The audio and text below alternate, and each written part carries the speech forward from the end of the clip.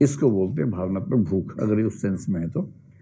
ये प्रेम से कैसे अलग है? देखो, इसे यूं समझिए, एक भूखे आदमी के पास चॉइसेस नहीं होती हैं, इसे यूं समझ लीजिए। मतलब इमेजिन कीजिए, ऐसा होगा नहीं आपके साथ, इमेजिन कीजिए कि आप किसी ऐसी स्थिति में कि 5 दिन तक खाने को कुछ नहीं मिला, ठीक, और नवरात्रे नहीं चल रहे कि आप खुश हो कि मैं फास्ट हो रहे हैं, ना रोजे चल रहे हैं, पर 5 दिन में हालत ऐसी खराब है भूख के मारे, और उसके बाद कोई सामने आके आपसे पूछे कि भाई पराठा नहीं है, सिंपल रोटी है, खाओगे क्या? तो आप खाएंगे या टूट पड़ेंगे उसके ऊपर? टूट पड़ेंगे। भूखा आदमी ना चॉइस नहीं कर पाता है। बुभुक्षिकम किम न करोति पापम, बुभुक्षितम किम न करोति पापम। अब मान लीजिए पेट भर गया, और पेट भरने के 4, 5, 6 घंटे बाद सामान्य भूख के समय आपसे पूछा गया कि ये 4 ऑप्शंस हैं, इनमें से क्या खाना पसंद करेंगे? तो आप वही चुनेंगे जो आप चाह रहे थे, ठीक। अब प्रेम को लेके आओ बीच में। एक व्यक्ति जो भावनात्मक भूख की स्थिति में है, उसके जीवन में कोई इमोशन है ही नहीं। एक व्यक्ति ने उससे कह दिया कि आप मुझे अच्छे लगते हैं, ये इस समय इतना भूखा है इमोशंस का कि इसके पास चॉइस नहीं है। ये उसी व्यक्ति से बहुत लगाव की स्थिति में आ जाएगा, और हो सकता है कि उस लगाव के कुछ समय के बाद उसको रियलाइज हो कि वो लगाव स्वाभाविक लगाव नहीं था, उस मजबूरी का परिणाम था, क्योंकि मेरे जीवन में इमोशंस का डिस्ट्रेस था। ये प्रेम नहीं है। प्रेम तब होता है जब मजबूरी ना हो। तो मेरे अनुमान से ये इसमें पूछा गया है, और इसी तरह का उत्तर इसमें देने की जरूरत थी। चलिए लौट के आइए।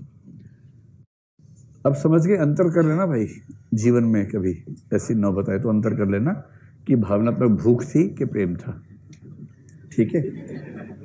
सोशल स्किल्स का मतलब ये है, जो एक शब्द होता है ना, स्ट्रीट इंटेलिजेंस। सोशल स्किल्स का मतलब सामाजिक स्थितियों में अपनी बुद्धिमानी का प्रयोग करना, या जिसको थॉर्नडाइक ने कहा था सोशल इंटेलिजेंस, सामाजिक बुद्धिमत्ता, ये वही चीज है। इसका मतलब सोशल लेवल पे हमारे स्किल्स कहाँ काम आती है? परिवार में काम आती है, मित्र समूह में काम आती है, और अजनबियों के साथ काम आती है। ये जैसे आप क्लासरूम में बैठे यहाँ काम आ रही है। जब आप ऑफिसर बन जाएंगे तो उसमें एक खास काम आएगी, टीम या ऑफिस आपका जो होगा वहाँ काम आएगी। इधर परिवार मान लीजिए, मित्र समूह मान लीजिए, और इन सब लेवल्स पर ना आईक्यू से बात नहीं बनती है। आप किसी भी एग्जाम के टॉपर हों, आईआईटी में आपने तूफान झंडे गाड़ दिए थे, उसके बाद भी इस बात की पूरी संभावना है कि आप अपना परिवार ना संभाल पाए। आईआईटी टॉप कर लिया, देश के टॉपर थे, और जब परिवार संभालने की नौबत आई तो वो नहीं संभाल रहा, क्योंकि वो आईक्यू से संभलता नहीं है परिवार। वो संभालने के लिए क्या चाहिए?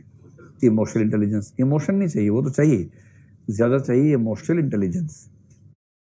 और इसका मतलब है दूसरे व्यक्तियों के साथ, टीम के साथ, अपने सबऑर्डिनेट्स के साथ, अपने सीनियर्स के साथ, इन सब के साथ बात करने से लेकर व्यवहार करने तक के हर तौर तरीके में यह ध्यान रखना कि मेरी क्या अभिव्यक्ति क्या असर डालेगी, क्या मुझे करना चाहिए, क्या नहीं करना चाहिए। अगर आपको इस बात का ठीक से अनुमान रहता है तो आपके संबंध सबसे ठीक रहेंगे। आप में से कुछ बच्चों में सोशल स्किल्स बड़ी अच्छी होंगी, उन्हें पेरेंट्स से, दोस्त के पेरेंट्स से, दोस्तों से, सबके साथ बहुत मिलनसार भी होंगे, और अपनी सीमाओं का ध्यान रखते होंगे।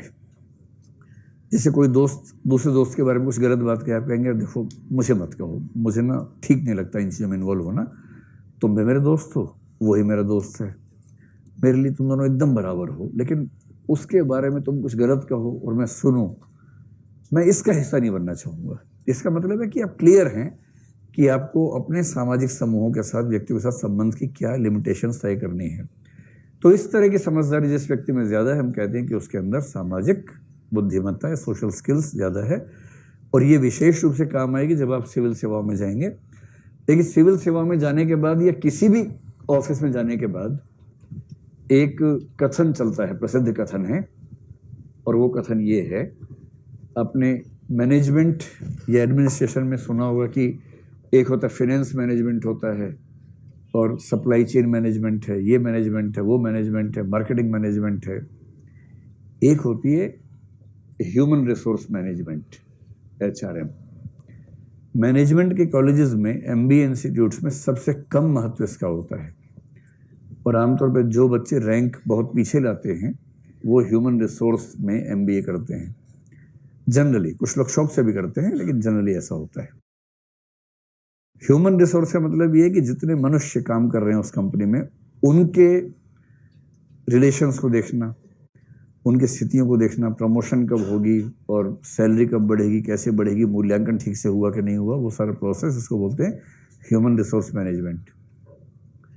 और मैनेजमेंट या प्रशासन की दुनिया में एक प्रसिद्ध कथन है, मतलब जो मैनेजमेंट सरकार करती है वो प्रशासन हो जाता है। तो एक ही काम है कि एक लेवल के बाद जब आप जितना आगे बढ़ जाएंगे उसके बाद केवल एक मैनेजमेंट बचता है, वो है ह्यूमन रिसोर्स मैनेजमेंट। बाकी सब बकवास है।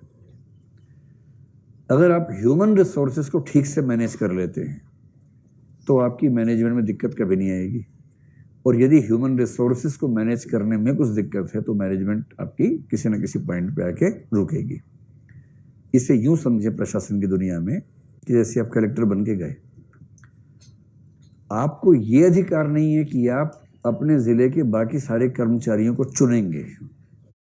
वो पहले से चुने हुए हैं, पहले से पोस्टेड हैं।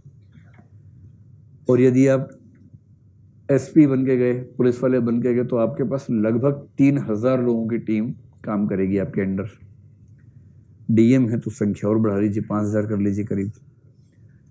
इन 5000 व्यक्तियों में से मुश्किल से 15 लोग ऐसे होंगे जो कोर ग्रुप में आपके होंगे, जो अलग अलग डिपार्टमेंट से जिले के प्रमुख होंगे। जैसे हेल्थ का मामला है तो CMO आपकी टीम का हिस्सा है, एजुकेशन की बात है तो डिस्ट्रिक्ट एजुकेशन ऑफिसर आपकी टीम का हिस्सा हो गया। ये 10-15 लोग हैं। इन 10-15 का अपने अपने डिपार्टमेंट्स के कुछ 100 व्यक्तियों पर ठीक नियंत्रण रहना चाहिए। एक अच्छे कलेक्टर की बेसिक निशानी सिर्फ ये है कि वो इन 15 व्यक्तियों को ठीक से डील कर ले, बस। और जो इनको ठीक से डील नहीं कर पाएगा, कलेक्टरशिप धरी की धरी रह जाएगी, आप जिले में कुछ कर नहीं पाएंगे। क्योंकि शुरू में कलेक्टर को लगता है कि इतिहास के 2 ही चरण हैं। कुछ दिनों में समझ में आया था कि कितने कलेक्टर आए, मर गए, चले गए, कोई नहीं पूछता, कोई पूछेगा भी नहीं बाद में। इतनी सी हैसियत है कलेक्टर की। जिले में है ठीक ठाक, पर इतिहास में क्या हैसियत है ऐसी कलेक्टर की। और वो अकेला कुछ करना चाहे उससे कुछ नहीं होने वाला। अपनी टीम को दुखी करके आगे बढ़ना चाहेगा, टीम मतलब सविनय अवज्ञा कर देगी उसके खिलाफ, चल नहीं पाएगा काम। अंततः आपको काम करना है अपनी टीम के साथ, और जब तक उस टीम को साथ लेके नहीं चलेंगे, उसको मोटिवेट नहीं कर पाएंगे, आप जिले में कुछ भी सकारात्मक करने की हालत में नहीं आएंगे। इस चीज को समझना, इस चीज को इम्प्लीमेंट करना, ऑफिस की दुनिया में ये होता है। पीपल्स मैनेजमेंट, सोशल स्किल्स ये हैं। पॉलिटिक्स में भी होता है कि गठबंधन की सरकार की नौबत है, कैसे कैसे मैनेज करना है, ये एक स्किल है। और जो पर्सनल लाइफ है, परिवार में, दुनिया में कौन सा ऐसा परिवार है जो पूरी शांति से ही चल जाता है?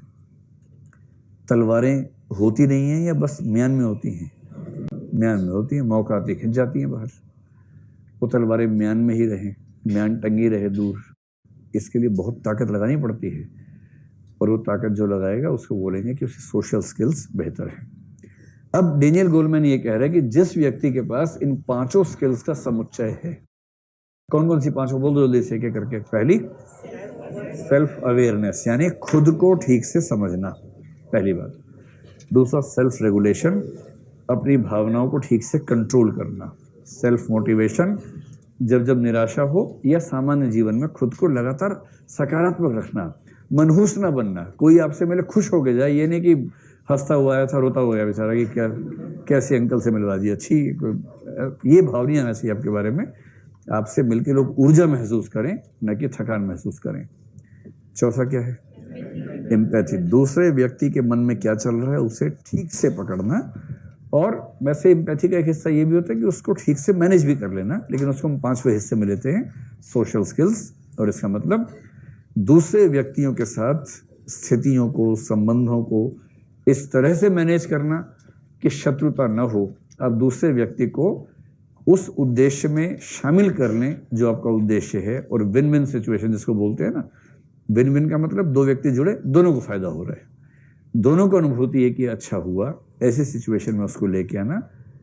ये पांचों स्किल जिसके पास है, डेनियल गोलमैन के हिसाब से वो व्यक्ति सफल होने को बाध्य है। उसका ऐसा मानना है कि महिलाओं में ये स्किल्स पुरुषों से ज्यादा होती हैं। अब मुझे नहीं पता इस पर आपकी सहमति बनेगी या नहीं बनेगी। क्या लगता है आप लोगों को, पुरुषों में ज्यादा है कि महिलाओं में ज्यादा है? क्योंकि उसने कहा है, और वो गोल मैन है तो ठीक ही कह रहा होगा। ठीक है, चलिए मान लेते महिलाओं में ज्यादा है। हाँ, किसका? सिंपैथी। असल में दो कथन बोलता हूं, आप समझने का प्रयास करें उससे। एम्पैथी और सिंपैथी में क्या अंतर है, दो वाक्य बोल के कोशिश करता हूं। एक है जो प्रसिद्ध है, एक है जो सही है। जो प्रसिद्ध है, ठीक, पहले लिखता हूं प्रसिद्ध या लोकप्रिय। ये हमारे नोट्स में भी एक जिक्र के रूप में आएगा, क्योंकि इतना प्रसिद्ध है कि कई जगह लिखा हुआ मिल जाता है। प्रसिद्ध ये है कि जब आप किसी की मन स्थिति को, मतलब बुरी स्थिति में कोई व्यक्ति है, आप उसकी मन स्थिति को समझ पा रहे हैं, इमोशनल भी हो रहे हैं, महसूस भी कर रहे हैं, पर उसके बाद भी अंतराल बना हुआ है, उस हद तक महसूस नहीं कर पा रहे जिस हद पर वो चला गया है। तो महसूस करना, अच्छा इधर महसूस करना किंतु अंतराल बना रहे, ये है सिंपैथी। जो प्रसिद्ध कथन मिलता है वो ये मिलता है कि मैं महसूस कर रहा हूं कि आप पीड़ा में है, लेकिन उसके बाद भी अंतर बना हुआ है कि हाँ मैं जानता हूं आपकी पीड़ा है, हाँ मुझे दुख है, लेकिन डिफरेंस है हमारे बीच में। और यदि कोई महसूस करते करते भूल ही जाए कि उसकी पीड़ा थी या मेरी पीड़ा थी, तो हम कहेंगे महसूस करना अंतर के बिना, बिना अंतराल के। कुछ लोग कहते हैं कि एम्पैथी सिंपैथी से अगला स्तर है, क्योंकि उसमें अंतर खत्म हो जाते हैं, स्व और पर का अंतर समाप्त हो जाता है, मैं और वह का अंतर समाप्त हो जाता है। कुछ लोग ऐसा कहते हैं, ठीक। पर यदि आप पूछेंगे किसी मनोवैज्ञानिक से, तो साइकोलॉजी के लोग ऐसा मानने से बचते हैं। साइकोलॉजी के लोग क्या मानते हैं? वो मानते हैं कि जो एम्पैथी है वो दो प्रकार की है। एक है कॉग्निटिव एम्पैथी और दूसरी कौन सी है? Emotive empathy. वो कहते हैं कि कॉग्निटिव एम्पैथी वही है जिसको हम सामान्यतः एम्पैथी कहते हैं, और इमोटिव एम्पैथी सामान्यतः वो है जिसको हम सिंपैथी कहते हैं, सहानुभूति कहते हैं। तो अगर आप दूसरों की स्थितियों को केवल जान रहे हैं तो एम्पैथी है, अगर आप महसूस भी कर रहे हैं तो इमोटिव एम्पैथी या सिंपैथी है। मनोविज्ञान की दुनिया इस सेकंड वाले अंतर को मानती है। मैंने बता दोनों इसलिए दिए कि कहीं आप कोई किताब पढ़ें, कोई लेख पढ़ें और पहले वाला मिले तो आपको लगे कि हमें तो कुछ और बताया गया था। तो अगर मुझे फिर भी, अगर मुझे परीक्षा देनी हो और कोई पूछे तो मैं सेकंड वाले को ही बताऊंगा, न कि पहले वाले को बताऊंगा, ठीक है। टेलीपैथी बताए थे? नहीं बताया। टेलीपैथी का मतलब दूर से मम्मी ने फोन किया कि बेटा तुम्हारी तबीयत खराब है, और बात ठीक निकली, ये टेलीपैथी है, दूर से जान लिया। इंट्यूशन जैसा कुछ कुछ, उसे टेलीपैथी कहते हैं। सिंपैथी को हिंदी में बोलेंगे सहानुभूति, और एम्पैथी के लिए हिंदी में शब्द है समानुभूति या परानुभूति। एम्पैथी के लिए हिंदी में लिखिए समानुभूति और परानुभूति। ये समानुभूति शब्द उसी सेंस में आया था कि एग्जैक्टली समान चीज को महसूस कर लेना, उस सेंस में बना था। तो आपकी परीक्षा में आमतौर पर समानुभूति या परानुभूति पूछते हैं एम्पैथी के लिए, और सिंपैथी तो बचपन से सुना होगा आपने, सहानुभूति। और सहानुभूति बड़ा नेगेटिव सा वर्ड आजकल हो गया है। अगर आप किसी को बोल दें कि मुझे तुमसे सहानुभूति है, इसका मतलब ही होता है कि तुम बहुत गई हालत में हो और तुम पे दया आती है, तरस आ रहा है हमें, ये भाव आता है मन में। तो आजकल वो बहुत सकारात्मक शब्द नहीं है, नेगेटिव सेंस में ज्यादा आता है। वेदना क्या होती है? संवेदना। संवेदना का मतलब होता है सेंसिटिव होना, और वो भी किसी के दुख को महसूस करने के सेंस में। और भी शब्द हैं, करुणा है, कंपैशन है, दया है, पिटी है। इनको पढ़ेंगे टॉपिक नंबर 3 में। टॉपिक नंबर 3 में सारे शब्द आने वाले हैं, दया, करुणा, सहानुभूति, समानुभूति, वेदना, सब आ जाएगा, सबका अंतर समझेंगे जी। उठ के बोल दो भाई। ये कह रहे हैं कि आप मुझे बताइए इनके वाक्य में कहाँ मिस्टेक है ना। बहुत सावधानी से सुनिए और पहचानिए कहाँ गलती हो रही है। कह रहे हैं कि जो एक्सट्रोवर्ट व्यक्ति होते हैं उनकी सोशल स्किल्स बेहतर होती हैं। तो क्या ये कहा जा सकता है कि इमोशनल इंटेलिजेंस के मामले में या एम्पैथी के मामले में या ओवरऑल वो बेहतर होते हैं? इनके नहीं, इसका उत्तर तो नहीं है ही, इसमें तो कोई डाउट ही नहीं है। मैं आपसे अगले स्तर की उम्मीद कर रहा हूँ कि आप ये बता पाएं कि इनके सवाल में गलती कहाँ छिपी हुई है। मैं तो आपसे ये उम्मीद कर रहा हूँ। इसमें गलती कहाँ हो रही है? जो इनके तर्क का प्रीमाइस है, प्रीमाइस का मतलब मूल आधार जो लिया है तर्क का, वही गड़बड़ है। जैसे ये कुछ वैसा है कि पिछले साल जितने व्यक्तियों की मौत हुई उनमें से 99% बिस्तर पर लेटे हुए मरे थे, अतः बिस्तर पर लेटना घातक है। ये यूपीएससी का सवाल था 15-20 साल पहले, प्रीलिम्स में सवाल था कि इस तर्क में कहाँ दोष है। सही बात है, लोग बीमार थे, लेटे हुए थे, मरे थे उस समय। तो 99% व्यक्तियों की मौत लेटे हुए होती है, अतः लेटना स्वास्थ्य के लिए घातक है। कुछ ऐसा निष्कर्ष निकल रहा है वाला। अब समझो ध्यान से क्या गलती हो रही है। जो एक्सट्रोवर्ट होते हैं उनमें सोशल स्किल्स बेहतर होती है, ये गलत है। सोशल स्किल्स के बेहतर होने का मतलब है तौल के बोलना, जितना बोलना चाहिए उतना ही बोलना।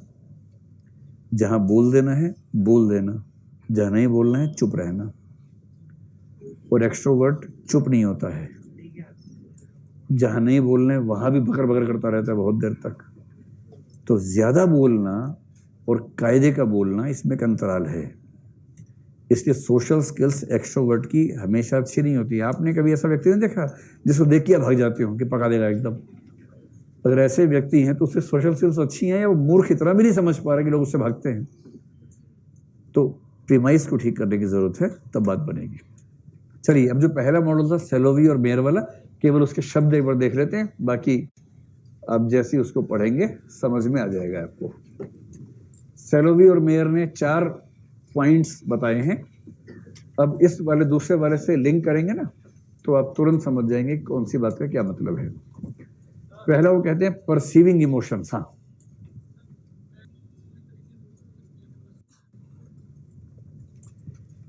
ये है पीड़ित व्यक्ति का स्केल, पीड़ा का।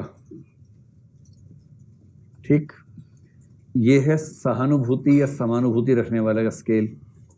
ठीक, मान लीजिए पीड़ित व्यक्ति आप हैं एक बच्चे के रूप में, और आपकी पीड़ा इस लेवल की है, ये 0 लेवल है, ये 100 लेवल है। ठीक है, आपकी पीड़ा की स्थिति को समझ के भांप के आपके पिता कितनी पीड़ा महसूस करेंगे। कहाँ बनाओ डंडा पापा के लिए? इधर ही बनाओ ना, इधर तो नहीं, पापा हैं, इधर ही बनेगा ना। यहां बना दो, ठीक है, इधर बनाओ, इधर तो बनेगा भाई, बनेगा तो यही ना कहीं। ये हो गया पापा का स्केल। चलो, ये हो गया पापा का स्केल। अब कल्पना करो, अपनी मत करना, किसी और की कर लो। कोई बच्चा है, बहुत बुरी स्थिति में है, जीवन खतरे में है, या कम से कम ये है कि उसको कुछ परमानेंट डिस्टॉर्शन बॉडी में आने का खतरा है, और डॉक्टर्स कह रहे हैं कि पता नहीं जिएगा या नहीं, और जिएगा तो भी पता नहीं कैसा जीवन इसका होगा, ऐसा जीवन जीने लायक है भी या नहीं। फिर क्या होगा? घर के कुछ सियाने लोग जो होते हैं ना, बाप को समझाते हैं कि इसको ना मरने दो, चल नहीं पाएगा। और बाप लोग तुरंत समझ जाते हैं इस बात को, कह रहे आप ठीक कह रहे हैं। फिर डॉक्टर से बोलते हैं डॉक्टर साहब चल नहीं पाएगा। दरअसल वो कह रहा होता है कि मैं कैसे मैनेज करूँगा, पर ये बात ठीक नहीं लगती कहने में। तो क्या बोलता है कि ये बेचारा क्या जिएगा, कैसे क्या जीवन बचेगा। पर बाप का जो बेसिक दिमाग चलता है वो ये चलता है कि ये क्या करेगा जी के ऐसा जीवन। और फिर किसी में हिम्मत हो तो उसकी माँ से कहो ये बात कि भाभी जी, दीदी, ये ना जीना मुश्किल है और जिएगा तो भी इसके हाथ काम नहीं करेंगे या पैर काम नहीं करेंगे, तो इसको मरने देते हैं। वह कह के देखो जरा, मुंह नोच लेगी जो कहेगा। सबसे पहले उसका मुंह नोचेगी और फिर धारा प्रवाह गालियां मुंह से निकलेंगे उसके।